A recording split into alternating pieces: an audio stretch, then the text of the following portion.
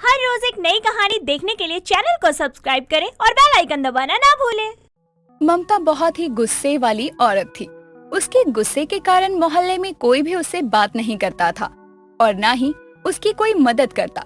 वो अपनी पांचों बहुओं, बड़ी बहू गीता, छोटी बहू रूबी, तीसरी बहू नैना, चौथी बहू राधा और पांचवी बहू ज्योति, किसी को भी मोहल्ले में किसी से भी बात नहीं करने देती थी और न ही घर से बाहर निकलने देती थी।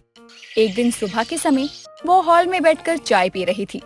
तभी उसकी बहू गीता और रूबी हाथों में आरती की थाली लिए वहाँ आती हैं। माँ जी, हम पांचों मंदिर जाना चाहते हैं। अगर आप कहें तो हम चली जाएं। जल्दी ही वापस आ जाएंगी। हाँ माँ जी, जाने दीजिए ना। आज से सावन शुरू हो रहे हैं तो सोचा मंदिर ही चले जाएं। लेकिन तुम तो दो ही हो, बाकी तीन कहाँ हैं? तुम कह रही थी कि पांचों जाओगी मंदिर। माँ जी, वो तीन तैयार हो रही हैं। अभी आती ही होंगी। हम दोनों तैयार हो गई थी तो सोचा हम पूछ लें। हाँ हाँ, क्यों नहीं। तुझे घर की बड़ी बहू होने का रौब दिखाने का मौका मिले और तू छोड़ दे, ऐसा कैसे हो सकता है? नहीं माँ जी, ऐसी कोई बात नहीं है। मैंने तो बस इसलिए पूछा क्योंकि सबने मुझसे कहा भाभी आप पूछ लो। मैं किसी पर रौब नहीं दिखा रही हूँ। हाँ माँ जी, गीता भाभी सही कह रही हैं। गीता और रूबी मंदिर जाने के लिए ममता को मना ही रही थी कि तभी नैना, राधा और ज्योति, उसकी बाकी की तीन बहुएं भी हाथों में पूजा की थाली लेकर वहाँ आती हैं। चलिए ना भाभी, हम सभी तैयार हैं। सॉरी, थोड़ी देर हो गई हमें आने में। हाँ भाभी, चलिए ना, वरना मंदिर में देर हो जाएगी। आपको पता है ना कि आज से सावन शुरू हो रहे हैं। मंदिर में पैर रखने तक की जगह नहीं होगी। बिल्कुल सही बोला भाभी ने। चलिए वरना आने में देर हो जाएगी।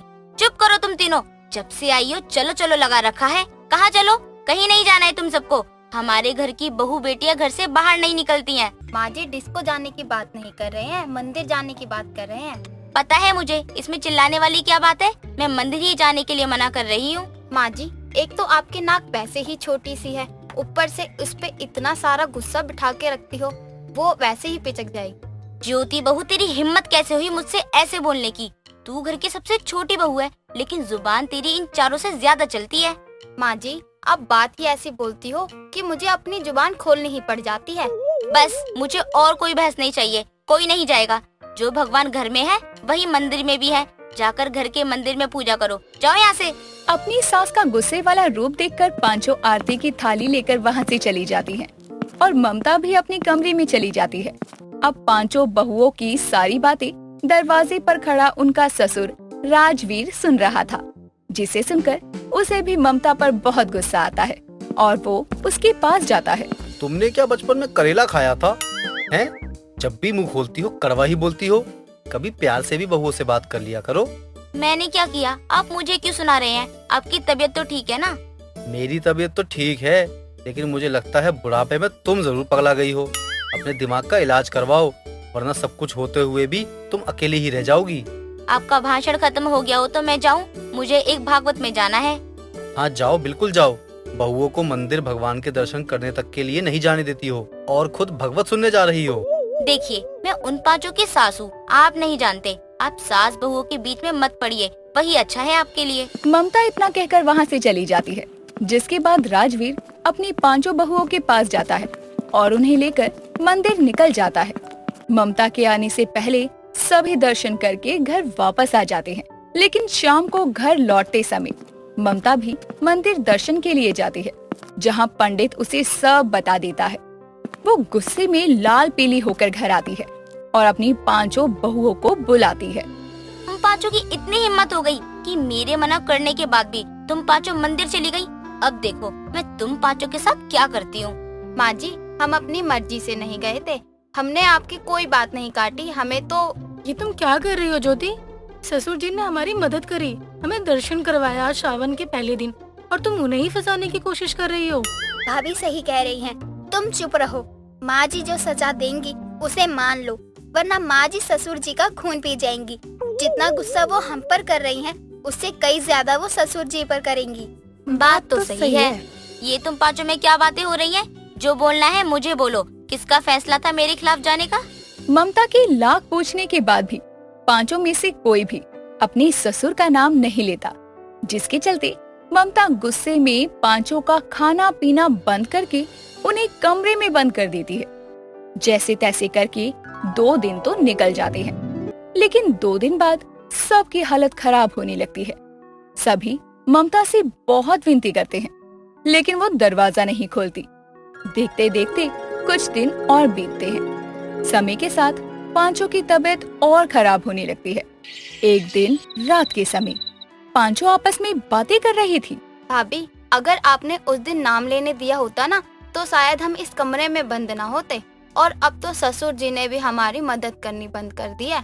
ज्योति, मैंने तुम्हें मना इसलिए किया क्योंकि सजा तो नाम लेने के बाद भी मिलती और ना लेने पर भी मिलती। अब उस चक्कर में हम अपने साथ साथ ससुर जी को भी फंसा ले, ये तो कोई अच्छी बात नहीं ना। भाभी, सच बता रही हूँ, अगर इन्होंने आज दरवाजा नहीं खोला ना, तो मैं माँ जी को पूरी रात सोने नहीं दूंगी। ये घर कम जेल ज्यादा है, जहाँ वो जेलर है और हम कैदी, जिसे कब किस बात का गुस्सा आ जाए कोई नहीं जानता। ये बात तो तुमने बिल्कुल सही बोली। देखो, सभी शांत हो जाओ। माँ जी खोल देंगी दरवाजा जब उनका गुस्सा शांत हो जाएगा। अगर हम लोगों ने कुछ उल्टा सीधा करा तो उन्हें और गुस्सा आएगा। गीता के कहने पर सभी शांति से बैठ जाती हैं, लेकिन भूख प्यास की वजह से सबकी जान निकलने को हो रही थी। तभी कुछ देर बाद चारों अचानक से बेहोश हो जाती हैं। अपनी जेठानी की ऐसी हालत देखकर ज्योति को बहुत गुस्सा आता है और वो कमरे में रखे स्टूल को खींचकर उस पर चढ़ जाती है और दरवाजे की जाली से अपनी सास को आवाज देने लगती है। उसकी आवाज सुनने के बाद भी ममता कोई जवाब नहीं देती, जिस पर ज्योति गुस्से में दरवाजे पर हाथ मारती है और उसका बैलेंस बिगड़ जाता है और वो सीधे पेट के बल गिर जाती है। कुछ गिरने की आवाज सुनकर राजवीर बेड से उतरकर भागता है, लेकिन ममता उसका हाथ पकड़कर उसे रोक लेती है। कहाँ जा रहे हैं आप? चुपचाप बैठिए यहीं, कहीं जाने की जरूरत नहीं है। तुम्हारा दिमाग तो ठीक है ना? हमारी पांचों बहुएं कमरे के अंदर हैं। इतनी जोर से कुछ गिरने की आवाज आई है, पता नहीं क्या हुआ है। एक बार चलकर देखना तो चाहिए। कोई जरूरत नहीं है, अब इस कमरे का दरवाजा सुबह ही खुलेगा। आज के बाद वो पांचों सपने में भी मेरे खिलाफ जाने की कोशिश नहीं करेंगी। आज के समय में जहाँ एक अच्छी और सीधी बहू मिलना मुश्किल हो, तुम्हें वहाँ 5-5 मिली हैं, इसीलिए तुम्हें कदर नहीं है। कहीं तुम्हें तुम्हारे जैसी मिलती ना, तब मजा आता तुम्हें। राजवीर इतना कहकर दूसरी तरफ मुंह करके सो जाता है। अगले दिन ममता जब दरवाजा खोलती है तो पांचों की पांचों बेहोश पड़ी थी। ज्योति के पैर के पास से खून पड़ा हुआ था। ये सब देखकर ममता भी डर जाती है। वो जल्दी से सबको हॉस्पिटल लेकर जाती है और उनका इलाज शुरू करवाती है। इलाज के दौरान डॉक्टर उसे बताते हैं कि उसकी सबसे छोटी बहू ज्योति 2 महीने से प्रेग्नेंट थी, जिसका मिसकैरेज हो गया है। जिसे सुनते ही ममता अपने सर पर हाथ रख कुर्सी पर बैठ जाती है।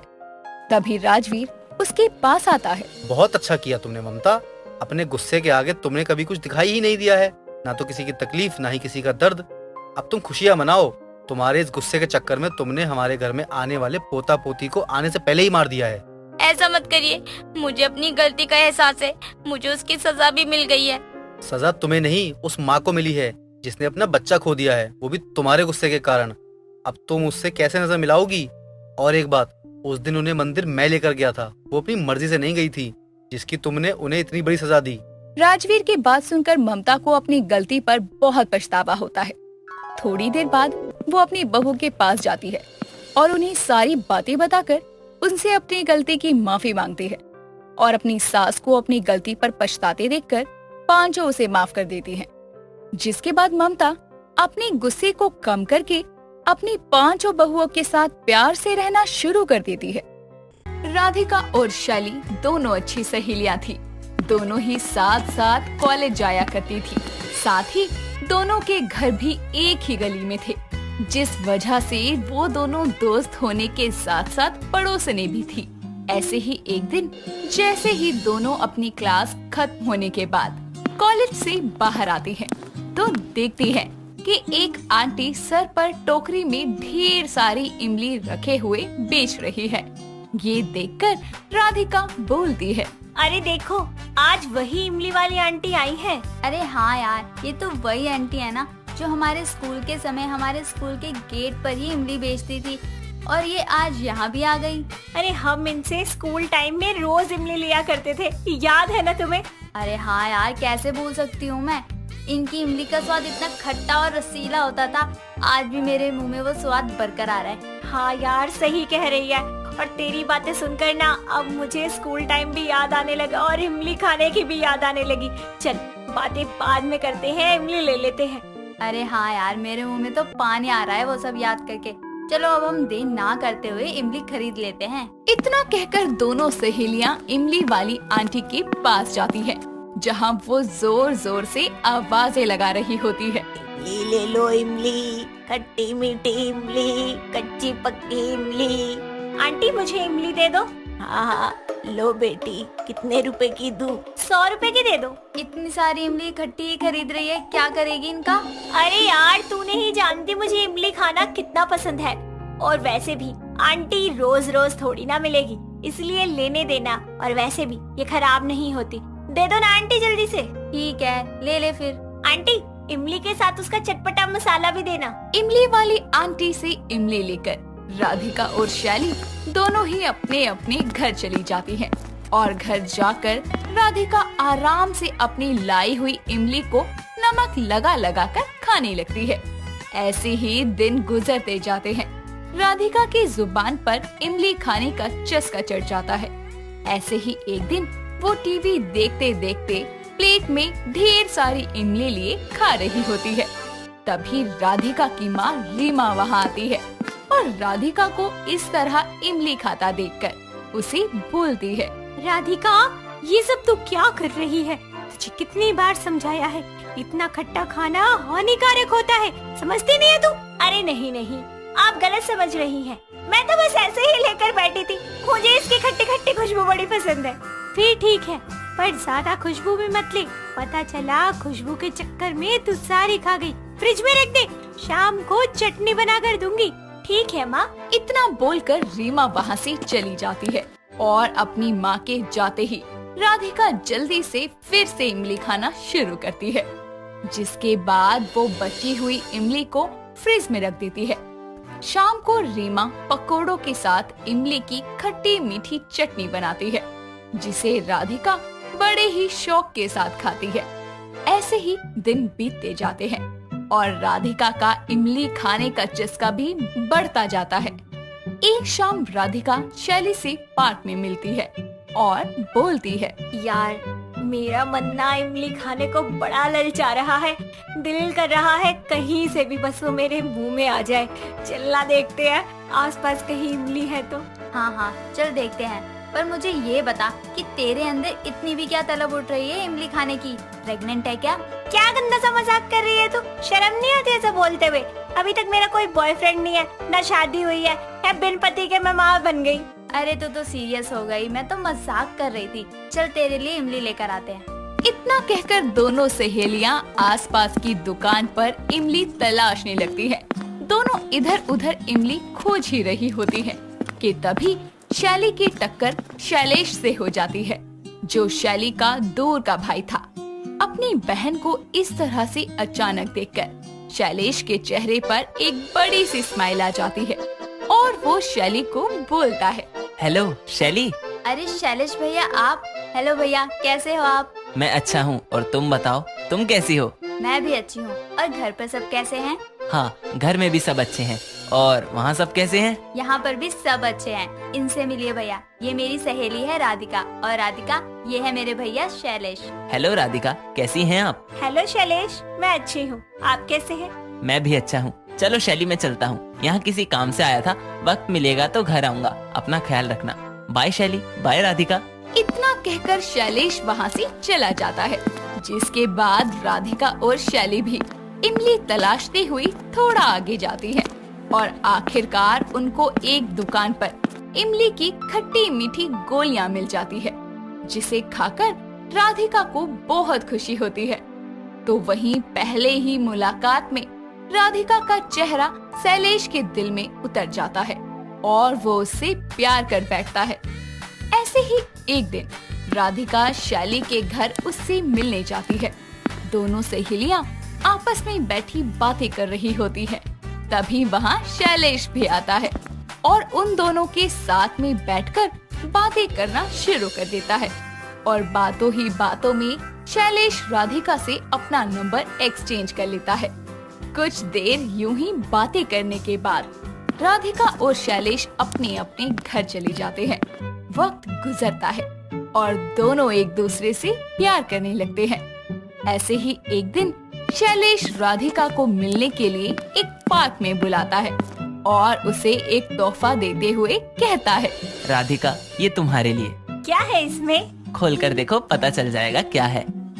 ठीक है। राधिका जैसे ही वो गिफ्ट ओपन करती है, उसमें बहुत सारी इमली की कैंडी, लॉलीपॉप और साथ में और भी इमली की बनी आइटम्स होती है। ये सब देखकर राधिका के चेहरे पर एक बड़ी सी स्माइल आ जाती है और वो बोलती है, ये सब तुम मेरे लिए लाए हो, थैंक यू। शैली ने मुझे बताया कि तुम्हें इमली खाना बहुत पसंद है, इसीलिए अपनी क्यूट सी राधिका के लिए मैं ये खट्टी मीठी इमली ले आया। अच्छा, एक बात बताओ ना, बोलो। तुम इतनी इमली खाने के बाद भी मीठी मीठी क्यों हो? क्योंकि मम्मी ने मुझे चॉकलेट खा के पैदा किया था। राधिका की बात सुनकर शैलेश जोरों से हंसने लगता है और उसे प्यार से गले लगा लेता है। ऐसे ही वक्त बीतता जाता है। राधिका और शैलेश अपने प्यार के बारे में शैली को भी बता देते हैं, जिसके बाद राधिका और शैलेश घर वालों से बात करके रिश्ता पक्का करवा लेते हैं और कुछ ही महीनों में राधिका और शैलेश की शादी भी हो जाती है। शादी के बाद भी राधिका का इमली खाना कम ही नहीं होता। ऐसे ही एक दिन राधिका ढेर सारी इमली खा रही होती है। तभी वहाँ उसकी सास कमला आती है और बोलती है, बहू, ये सब तू क्या कर रही है? वो माँ जी, मुझे इमली खाना बहुत पसंद है ना, तो बस वही खा रही थी। बेटा, माना कि तुझे इमली खाना बहुत पसंद है, पर ऐसे इतनी ज्यादा मात्रा में खाना गलत है। तुझे पता है कि इससे तुझे कौन सी बीमारी हो सकती है? कैसी बीमारी माँ जी? बेटा, ज्यादा खट्टा खाने से हमारे शरीर में विटामिन सी बढ़ जाता है, जिससे हमें कई तरह के चर्म रोग हो सकते हैं, जिस वजह से आसपास के लोग भी हमसे दूर होने लगते हैं कि कहीं ये बीमारी उनको भी ना लग जाए। तेरी तो अभी अभी शादी हुई है, तू क्या अपने पति को खुद से दूर भगाना चाहती है? नहीं नहीं माँ जी, अगर ऐसा है तो आज के बाद मैं इमली इत्तू सी भी नहीं खाऊंगी। इतना कहकर राधिका बची हुई इमली को कूड़े के डब्बे में डाल देती है। दोस्तों, अगर आपको ये कहानी पसंद आई तो इसे लाइक करें, शेयर करें और कमेंट करके बताएं कि कहानी में आपको सबसे अच्छा क्या लगा।